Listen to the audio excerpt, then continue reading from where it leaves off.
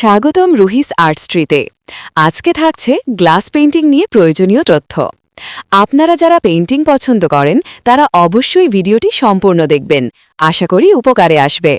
চলুন শুরু করি। গ্লাস পেইন্টিং আর্টের জগতে আকর্ষণীয় এবং ইউনিক একটা সাবজেক্ট। বিগিনার্সদের জন্য গ্লাস পেইন্টিং সরঞ্জাম এসেনশিয়াল টুলস। ১. গ্লাস শিট বা গ্লাস ফ্রেম। পুরনো ফটো ফ্রেমও ব্যবহার করা যায়। 2 থেকে 3 মিলিমিটার নর্মাল গ্লাস সবচেয়ে ভালো। 2.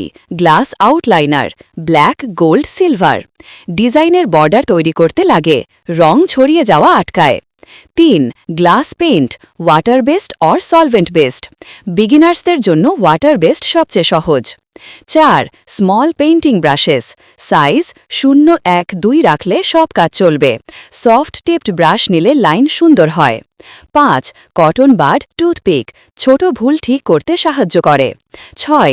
টেপ মাস্কিং টেপ গ্লাসকে ঠিকভাবে টেবিলে ধরে রাখতে কাজে দেয়। 7. প্যালেট রং মেশানোর জন্য। 8. Tissue paper or soft cloth হাত ও ব্রাশ পরিষ্কার রাখতে অপরিহার্য। 9. প্রিন্টেড ডিজাইন শিট গ্লাসের নিচে রাখলেই ট্রেস করতে পারবেন। 10. Sunlight or soft table lamp রঙের গভীরতা বুঝতে সাহায্য করবে।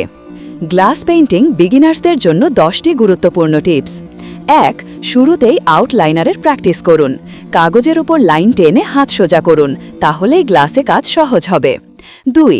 গ্লাস অবশ্যই পরিষ্কার করে নিন। টিস্যু প্লাস অ্যালকোহল দিয়ে মুছলে রং ভালো বসে। 3. আউটলাইনার শুকানোর সময় দিন। আউটলাইনার ভেজা থাকলে রং ছড়িয়ে যাবে। কমপক্ষে 20 থেকে 30 মিনিট শুকাতে দিন। 4. রং পাতলা করে দেবেন না। পানি দিলে রং ভেসে যাবে। গ্লাস পেন্ট সরাসরি ব্যবহার করুন। 5. কোণে শুরু করুন। ফাঁকা জায়গা রেখে ছোট অংশ থেকে রং ভরুন। 6. রং মেশাবেন না, আনলেস শেডিং। 2 রং মিশলে ব্লার হতে পারে। প্রথম রং শুকিয়ে তারপর দ্বিতীয় রং দিন। 7. বুদবুদ উঠলে দাঁড়িয়ে যাবেন না।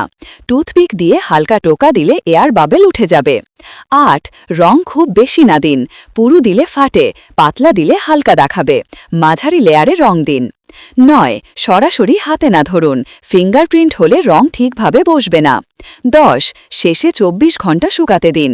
গ্লাস পেইন্ট পুরো শুকাতে সময় লাগে। শুকালে রঙের উজ্জ্বলতা দ্বিগুণ হয়। চেষ্টা করেছি পুরো ভিডিওতে গ্লাস পেইন্টিংয়ের মূল বিষয়গুলো তুলে ধরতে। ভিডিওটি কেমন লাগলো অবশ্যই কমেন্টে জানাবেন, আর ভালো লাগলে একটা লাইক দেবেন। আর্ট এবং ক্রাফট বিষয়ক ভিডিও দেখতে চ্যানেলটি সাবস্ক্রাইব করে রাখতে পারেন। ধন্যবাদ।